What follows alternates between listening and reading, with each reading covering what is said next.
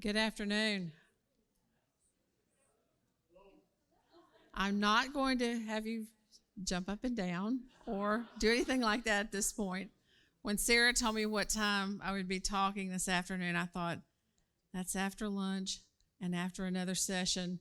And somehow about this time, people start getting tired sometimes. So hopefully what I'm going to talk about this afternoon will be something that you'll be able to use. As Pastor mentioned this morning, I was principal here for a number of years. And I have to tell you, it is such a joy to stand here and see all of you here and to go downstairs and visit Lauren's classroom and to see all the things that are happening. Sarah talked about preparation for careers, but all the things that brought her to the point where she is now. I have basically the same story. I can't believe she actually showed a picture of me the first year I taught. That was a long time ago. But anyway, but I was a public school teacher and then administrator for a number of years. And so as a teacher, I worked with inclusion teachers.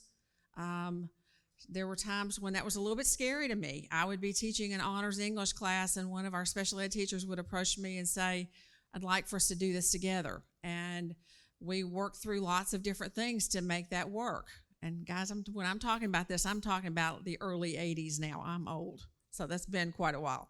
And then when I became an administrator later, I was in schools where we had self-contained behavior disorders classes, self-contained autism classes, lots of inclusion classes. And so that was my background before I came here. I'm going to talk a little bit about being federal program specialist in a little while because I want to share some information with you about equitable services that I think will really help your schools. I'll talk about that in just a little bit. But I came here and pastor's background was Christian education. My background was public education. And we learned to work together, but we didn't always think the same way, as you can imagine, because that's two very diverse backgrounds coming together. And so we would have students come to our school, and I had read hundreds of IEPs through the years. And so I'd read the IEP, and I'd say, Pastor, I don't know that we can do this. We want to help the family. We love this family, but we're looking at general ed classrooms because that's what we had. And that's what so many, I'm sure, of your smaller schools have is general education classrooms. And so thinking about, and I've been in this a very long time, and people who know me know that I'm going to do what's best for kids. And sometimes that was a hard no to have to say to families. So to see where the school is now and to see so many of your schools either already implementing programs, I was talking to some of you at lunch, or some of you who were just beginning this process, it's just amazing to me, and it's such a blessing that you're here. But before we go any further, let's have prayer, and then I want to share some things with you. Heavenly Father, I thank you again for this day, and I thank you for this place. Lord, I thank you for what it means to me and to my family. Lord, I thank you for the things that you taught me while I was here. And Lord, I just ask you to bless this session. Lord, please help me to say something or do something that will help some of these dear people as they're working in the ministries in their churches and schools. In Jesus' name, amen. Okay, so Sarah tasked me with talking about several different things. And so we've talked a little bit about how to make this all flow together. So hopefully it's going to make sense to you. So professional learning, she wanted me to share with you, because when you think about where most of us are in our schools, we don't have a lot of extra staff. And coming, into a small Christian school, you have maybe enough teachers to cover your grade levels, and that's the extent of where you are. And so if you start thinking about trying to meet the needs of all of our students that are coming in, it makes the most sense to start with the teachers that you have in your building. And that's where we work on professional learning. And I know we have quite a mixture here. We have a lot of classroom teachers. We have some school administrators. We have some from some of the colleges here. And so I know I'm talking to people with lots of different duties. But professional learning is so essential. And, sometimes when you say the expression, people kind of cringe. Because I'm sure looking out over this audience, I wouldn't even begin to estimate how many years of education experience there are here. I also would not begin to imagine how many different professional learning situations you've all been in through the years. And you know how it is. You go to some of them and you think, okay, this is great. I can take this back and I can use this in my classroom tomorrow. And then you go to others and your mind is thinking, like at the beginning of the year, I need to be setting up my classroom. Or I wonder who's in my classes. Or where are my books? Or I need to go return that phone call or that email or something like that. And, you know, people just have all these different impressions of professional learning. So I just want to share some ideas with you about what I've learned through the years. And I would say to the administrators and to those of you who are here as teacher leaders, and I'm sure if you're here, you're a teacher leader in your school. Professional learning is tough in a Christian school. One of the reasons, and like I said, coming from public school first, one of the reasons is you don't have a huge professional learning budget. I'm sure that's no surprise to anybody. There's not a lot of money for that, you know. And then also, in most of your schools, I'm sure you probably only have one administrator. And that administrator has textbook duties and testing duties and discipline and all those things. And unfortunately, sometimes professional learning by necessity gets kind of pushed to the side because there's so many other things to worry about. So I just want to share some ideas with you. If you're an administrator, hopefully this will give you some ideas, maybe some things that you can take back with you. As teacher leaders, you can be a huge piece of the professional learning in your school. When I came here, the school was much, much smaller than it is now. I think we had, 116 students, I think, the first year. And you guys are opening at what next year? Remember, where's Mr. Macy? Is he still here? How many students next year? About 400 and something? All right, so we had a very small staff. One administrator. That was before Mr. Hickman came, and boy, was I glad when he came to join us. And so it was daunting to me to think about all the things that had to be done and to work in professional learning. And I was very fortunate that I had a lot of strong teachers here. And I would say if you're in a one administrator school, that's where you can get a lot of your professional learning people is from your own staff, because people have different strengths and different expertises. All right, so one of my strengths is not technology, so we're going to pray this works. All right, so just some thoughts. Make it meaningful. You know, like I said, we've all been to sessions sometimes where we sat there and thought, why am I here? You know, what am I going to learn? Is there something I can use? So although there may be many different needs, one thing to remember is we can't address all of them at once.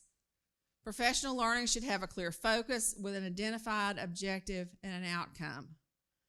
You know, whether it's a school maybe with lots of new teachers, or whether it's maybe a school where you have, and I know our situations are so different.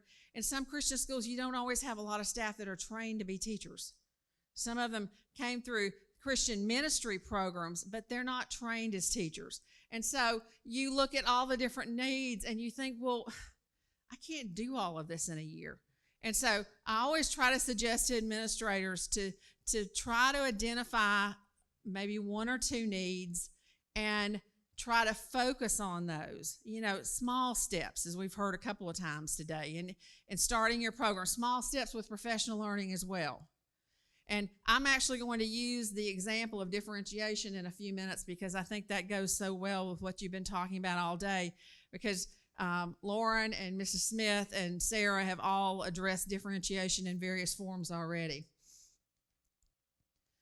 Okay, now I have to violate one of my own rules about professional learning this afternoon because there's no time for a lot of active participation.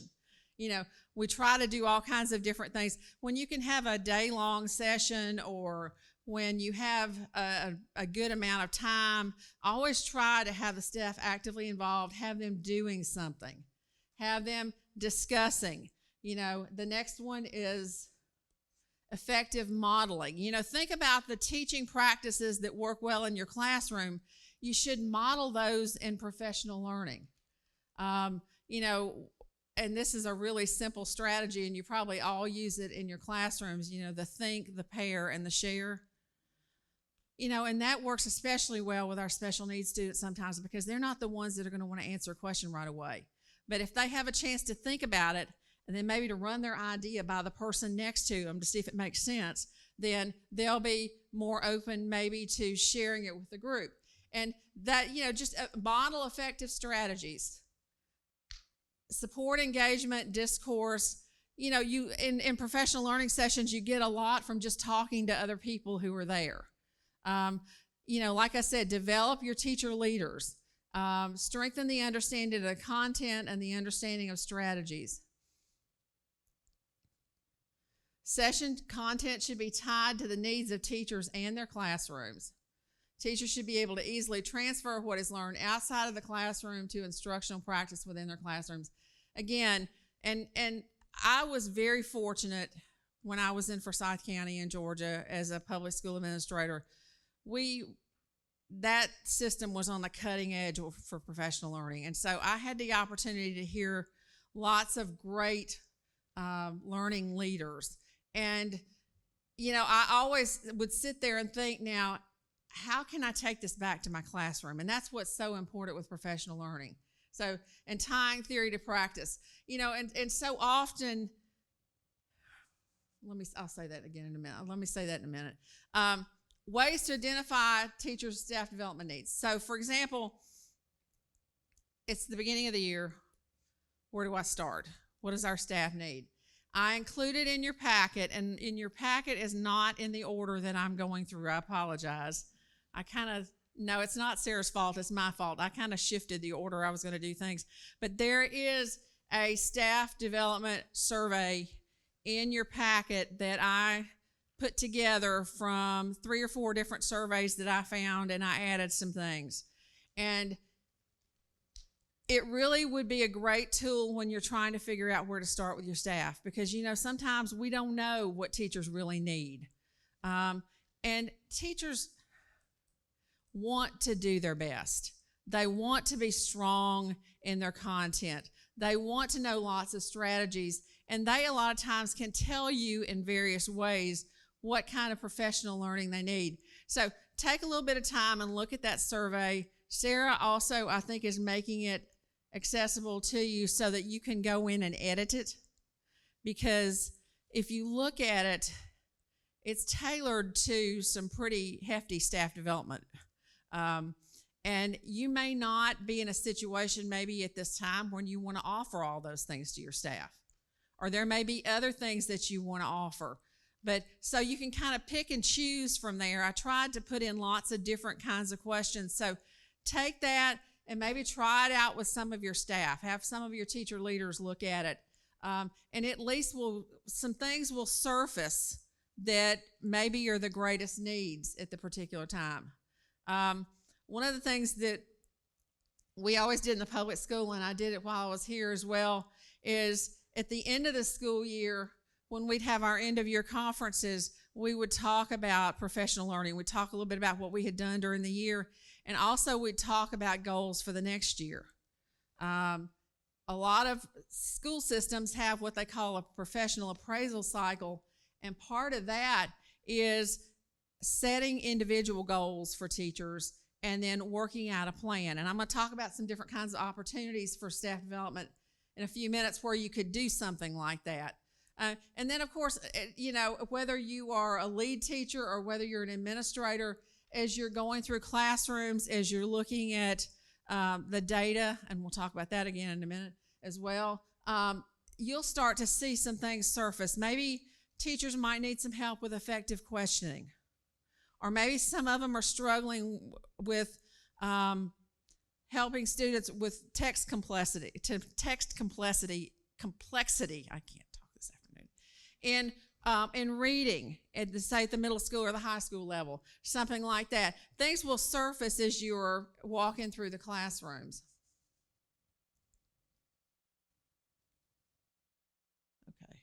So, and this is just the screenshot of the first part of that, but it begins with really basics. And I never ask anybody to put his or her name on a survey like this, but you get an idea of where they teach in terms of your grade levels, how many years they've taught. You can always ask about how many years they've been at the school. This is always a telling one to me.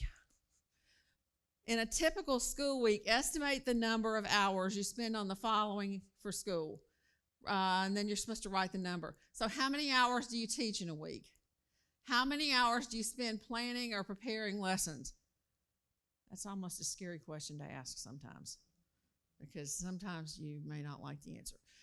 Administrative duties, either in school or out of school. You know, a lot of our teachers have many leadership duties in our school. I know the school where I am now is much smaller than this one, and I don't know what we'd do without our teacher leaders who take control of a lot of the programs and do a lot of things for us.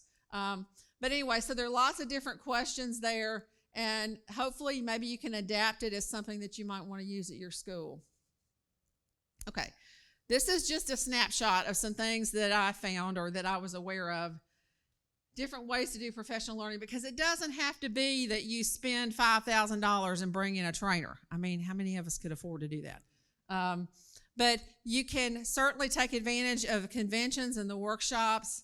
BJU is doing the Exchange Conference July the 18th through the 20th. And then they also have a virtual conference, which is a part of that. That's what we're going to do with our staff. And I think that's open for the next month after that. Of course, and I know we have lots of different states represented here, but Georgia, North Carolina, and South Carolina are the Southeast Christian School group together. And it used to be that one year we'd have a state convention, and then the next year we'd have everybody. Well, the last few years they've been just putting everybody together. And it's a huge convention in Myrtle Beach. Great sessions. There's an administrative strand and the teacher strand. Of course, Abeka offers the teacher clinics. HCSI has a summer conference. So lots of opportunities there, things that you could take advantage of that don't cost very much. Of course, ongoing publisher staff development. Abeka has some wonderful staff development. You can go to their website and look at that. BJU, we use some of their materials, and their teacher tools is a great opportunity for staff development. And then AACS also offers a lot of staff development. They're the only thing they really publish. We listed that under publisher. They could be other places as well, but they offer a lot of staff development, a lot of certification programs. Of course, in-service days, I'm going to talk about how we do that in just a minute. Staff meetings, and then all of the certification and degree programs. So, you know, avoiding bringing in someone to do a one-day, one-shot staff development, there are lots of different things that you can do. Okay, Sarah asked me to spend just a little bit of time on this, and this is one of those subjects that could take 3 hours, but I'm going to do a very short version of it. And then if you have questions or you want to talk to me about it afterwards, that's fine. Equitable services. Nonprofit private schools may elect to participate in the following federally funded programs. Now, I'm going to go through some of this with you in just a minute, but these are some of the title programs. Title I is, Title 1A is students in poverty. Title 1C is what is it? Sorry. I know this like the back of my hand, and it just went away. I didn't put it on here. Oh, yeah, I'm sorry. C is migrant. Title II is professional learning.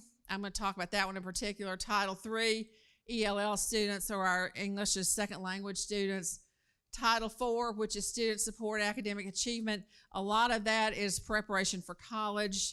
CTE is the vocational, and of course IDEA for our special needs students. So, how do you find out about this where you are? So, when I was in Georgia, before I retired, the last 5 years, I was at the county office. And one of my jobs was a federal program specialist. And I worked mainly with Title I. But one of the things that we did every year was to host a meeting for all of the private schools that were within our district. And so we would send out a letter, And I know you can't see it here, but this is the one, for example, I'm in Sampson County now. This is the one that I got in February. This is 2 nonprofit private schools within the county.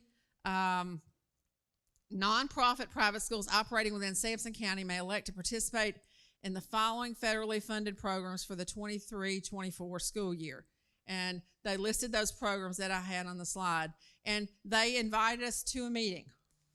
And then they also sent along with the letter a form. We could either check, yes, we're interested and we're coming to the meeting, or no, we're not interested at all. Now, I know, just because I've been doing this a long time and I've worked public school and private school both, that sometimes private schools are nervous about having anything to do with public education. And I understand that. I started teaching in 1980, a long time ago, long time before some of you were born probably. Public schools were very different then from the way they are now. Lots changed. But there are some things that we can benefit from through the public school system. Now, so we get this letter and we go to a meeting, and I would go to the meetings when I was here, and really the only thing that we took advantage of when I was here, and I don't know if this has changed any since then, was through, and Sarah talked about ECE, talked about the speech services. And I don't know if Mr. Watson's around still. He may be in the other session. I don't know. But Mr. Watson, who was outside earlier, was actually our speech therapist when I was here. He would come in and he would screen my kindergartners for me. And then he would help us pursue testing if we needed to for any of our students that really needed speech services. And so that was really coming to the private school side. That was my first introduction to it. Then when I went to Sampson County, after I retired for the second time when I left here, I went over there and it hit me, well, we could be taking advantage of something else that would be a huge help to us, because I got over there and we had a few teacher leaders. Our pastor is actually our principal, so I just help him. But I really needed some help with professional learning. It wasn't really that I couldn't do the training, because I could do a lot of the training. I just didn't have the resources to go with it. So I went to the meeting last year. Let me see. I don't remember what order these are in. Let me check this. Let me go to this one first.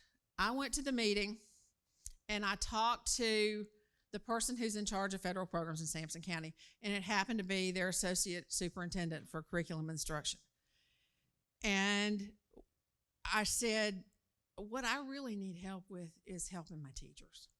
I need some resources for them. And I knew enough coming from public school and working with the Title II director where I was in public school, that Title II was money for professional learning.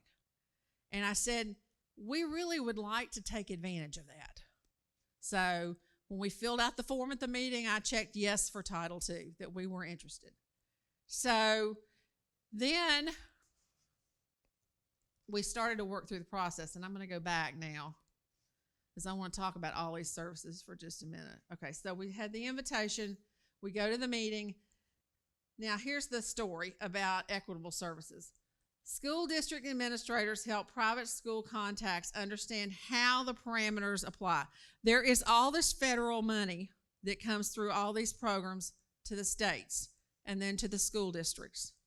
And they get federal money, and somebody said it a little while ago, they get federal money for all of the students in the district, not just the ones that are enrolled in public school, but all of them. And so they have a responsibility to meet with private schools, to go over all these different criteria and to talk about all these programs, and to give the private schools an opportunity to participate. Now, it varies system to system. it varies state to state, because I know Georgia, where I was before, is a little bit different from North Carolina. I know we have people here from Virginia and Tennessee and all kinds of different places. But that money is there, and they want to work with private schools, and they're very willing to do it. Districts do have to maintain control of the funds. They can't just hand you money. But I'm going to talk about what we do with Title II in just a minute. But they can offer resources. So equitable to meet the needs, the private school needs, not necessarily the same services as the district.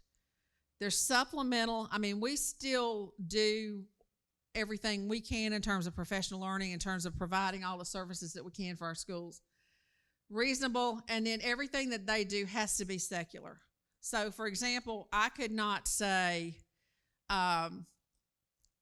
when we started talking about what I could do with professional learning money, I knew I could not say, well, I want to send all of our teachers to the teacher convention at Myrtle Beach in September, because that's the American Association of Christian Schools, and that the secular is in part of the requirements there. So I knew I couldn't do that. So we had some conversation about some things that we could do. The law requires districts to plan, implement, and evaluate equitable services that meet the needs that are allowed by the different grants. So, you know, like I said, you have a grant for schools that are in high poverty. You have grants for professional learning. You have grants where there are a lot of English language learner students. You have grants for areas kind of like where I am now, where there's a huge migrant population. Because where we live now out in the country in Sampson County, which is about 4 hours from here, we have a huge migrant population. All right, while districts decide how to accomplish these things and put plans in place, they must do so with meaningful input from the private schools. That's why they're required to have these meetings and to talk about these services with you. When I was still a public school administrator, part of our monitoring from the state and from the federal government was we would have to show where we sent the invitations to the private schools, where the schools either declined the services and sent the form back, or they came to the meeting. We also had to keep agendas and sign-in sheets and the PowerPoints and everything from all those meetings, because we had to be able to prove that we had offered these services. Consultation, the ongoing consultation, either virtual or face-to-face, should be used to help monitor progress, confirm timelines, collect feedback, etc. They're not intrusive. If you're wanting to work with the public schools, they're not intrusive in terms of what they ask. They do ask for your enrollment numbers, and the reason they do that is because with the different federal programs, they have to figure out how many students the money is divided by. So it's a necessary thing. All right. Okay, so back to my title. So I talked to the director. I said, I want to do Title II this year. So she said, that's fine. She asked me to send her the number of students that we had. She said, well, what do you want to do? And so I had to write a Title II plan. Now, I had been writing Title I plans for a really long time, so that wasn't too bad. But, I mean, it's not a scary thing to do. But this is just an outline that she gave us to all the schools that were there of what should be included in the Title II plan. So this is just the very beginning of mine, I think, from this year. You know, where you talk about the activities that you want to carry out and how they'll be aligned with standards. You have to talk about personnel. You have to talk about activities. So one of the things that we have been working on the last couple of years since I've been there is looking at the curriculum that we used. And I'm sure probably a lot of you, we use a combination of Becca Bob Jones, and we do some teaching textbooks, and we do some different things. We had been looking at those things. We had been looking at what's tested on the Iowa at different grade levels. And if you've ever done that, you know it doesn't always align, which is a little scary. And then we also had been looking at state standards. Now, I know when you say state standards, people get really nervous. And I was in Georgia when the national standards were developed for all the different curriculum. But really, when we talk about standards, we're not talking about the activities to do with them. We're just talking about getting an idea. If our students are, for example, with us, our students are going to graduate from the state of North Carolina with a North Carolina high school diploma saying they've met all the requirements. Well, if they've met all the requirements, then I don't think it's too scary to go back and look at what the standards were. We may not want to use all of them. We don't have to. But so we were trying to do some curriculum alignment with the standards, with the testing, with the materials we had to figure out if we were really covering everything we needed to cover. So that's what we were in the process of. And I needed some help with some resources for the teachers. So that was why I wrote that. So we identified some goals that we wanted to do with our professional learning for the year. And then there are two other parts of the plan. It's not a scary thing to write. So I had told her, and this is not our actual number, but I told her that I had, say, I think last year we had like 55, 60 students, something like that. I said, for example, we have 60 students. And she had taken what her whole Title II budget was for the whole district, took all the numbers from the public schools, the numbers from the private schools, added it all together, and figured out that each student earned $60 in, the other way around. The student count's 90, the PPA is 60. I've got it reversed. She figured out what the cost would be for each individual student. So she multiplied that out by the number of students I had, and she gave me a budget for the year. Say, this is it. So, now they're not going to hand me $5,400, but they're going to say I can use it. And so, taking my plan, what I did this year that we just finished, is I was able to use the money to purchase professional learning for my teachers. So, and it'll take me 3 years probably to go through all of this.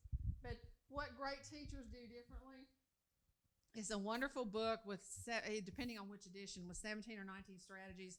And we would take one strategy a week and talk about it in our staff meetings. And that was part of our professional learning. Conscious classroom management, if you have teachers struggling with behavior in their classrooms, is a great book to use as a book study. I didn't know about this one, but the director suggested this. Teach Like a Champion 2.0, and now there's a 3.0.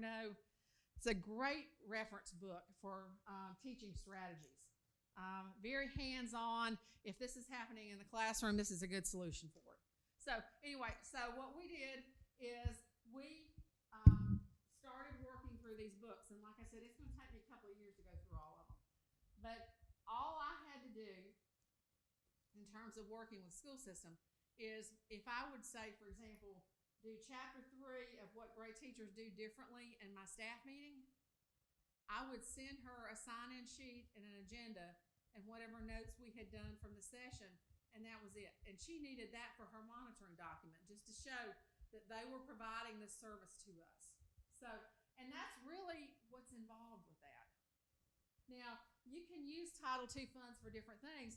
This year coming up, we're actually going in with another Christian school in our area that's larger, and we're going to do learning-focused schools training. And I don't know if any of you have ever heard of that. It's actually a company in North Carolina that does wonderful staff development. I had worked with them some when I was in Georgia. They come in and do sessions, and they provide training manuals, and they will come in and actually walk through classrooms and work with teachers.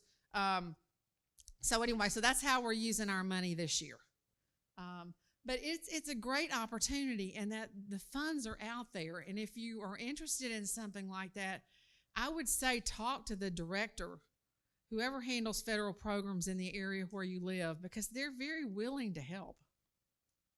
Or at least my experience has always been that they are. All right, now, I don't have a lot of, what time do I end?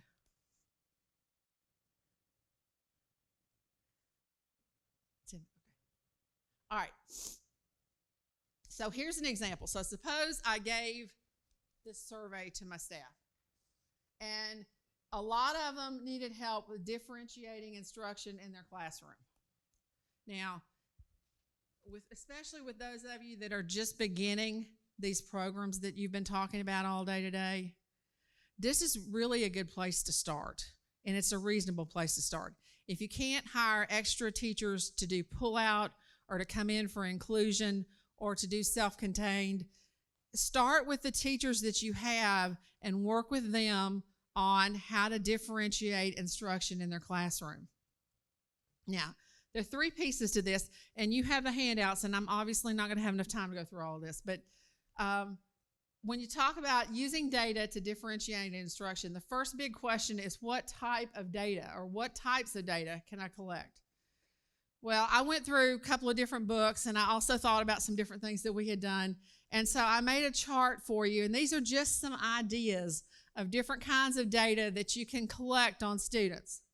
Formative data, whether that's just little quizzes, it's the question and answer drill, or it's a show of hands, or it's a ticket out the door maybe when they're leaving the classroom, just something quick to see if they have gotten what is going on. That's one way to collect data. Observational data, a lot of progress monitoring. Sarah talked a little bit about that. We use EasyCBM. They are using something else now. There are lots of different progress monitoring tools that you can use that are out there that will help you to see certain points during the year and the progress students are making. Of course, summative data, student files, student reported data. Coming from being a federal programs person, I was a big survey person. In Title I, Title II, all of those there, we do lots of surveys of teachers, surveys of parents. Surveys of students are a great thing sometimes, and you can do it even with the little ones in simple forms to find out how comfortable they are with a topic or how much progress they've made. So you start out with some data, and obviously you're not going to collect all of this, but you start looking at your data and then trying to figure out how you can serve the students based on the data you get. And, sometimes it's something simple like, and I'm sure nobody in here has ever had this happen. I've had teachers come to me and say, I gave this test and nobody passed. Well, why do you think that happened? And then we start going through and talking about, well, how much time did we spend and how many activities did you do and how many little formative assessments did you do along the way? And, we start going through all of those things. And so, using whatever pieces of data you want to use, but trying to figure out, is it something maybe I need to reteach the whole group? Or is it something maybe where most of them seem to have gotten it and maybe a few didn't? Well, maybe I'll do a couple of small groups.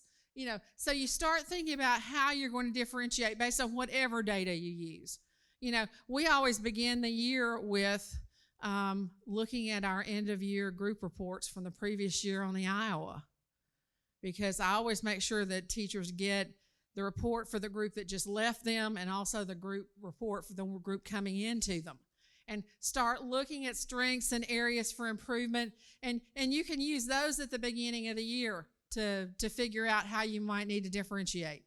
But anyway, so you start collecting data, and then you think, well, how do I differentiate? And there have been lots and lots of great books written about this. If anybody's interested, I have one back there in my briefcase that I think is probably one of the best I've seen. But all these books go through and talk to you about how differentiation should work.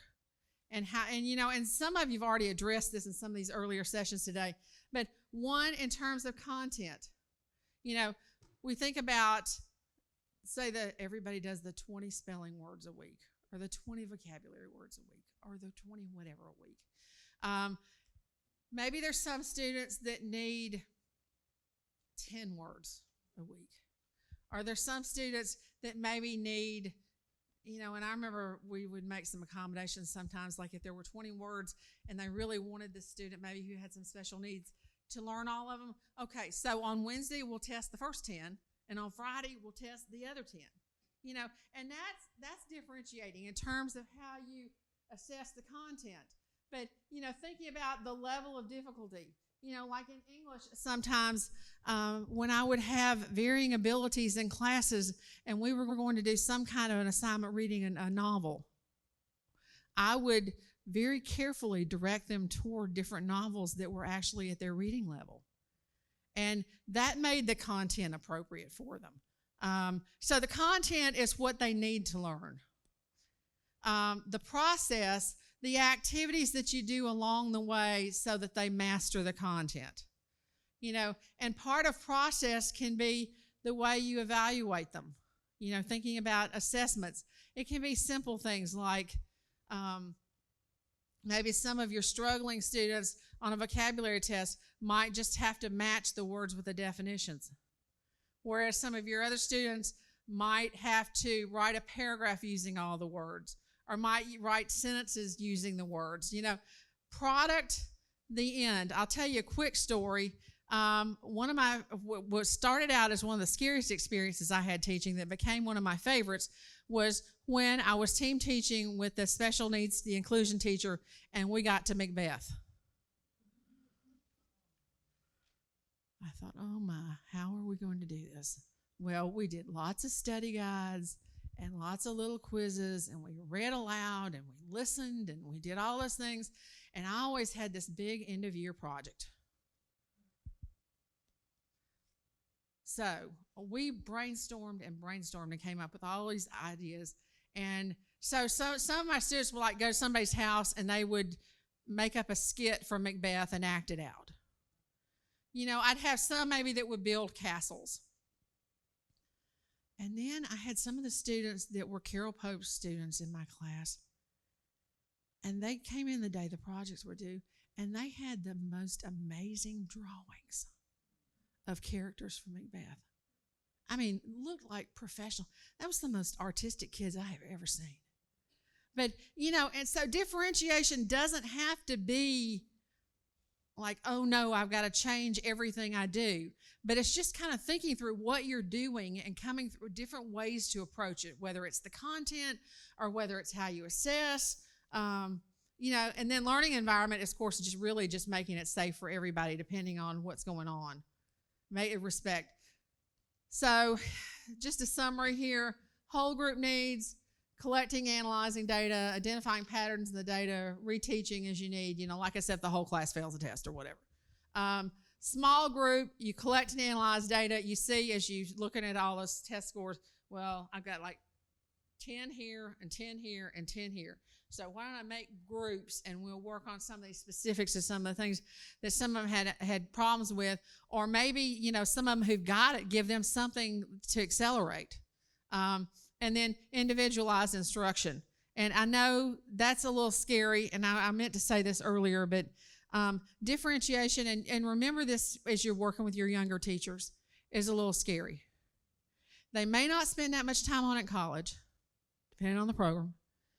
When they get to the classroom, they're probably doing the best they can to cover their curriculum and do the same thing with everybody.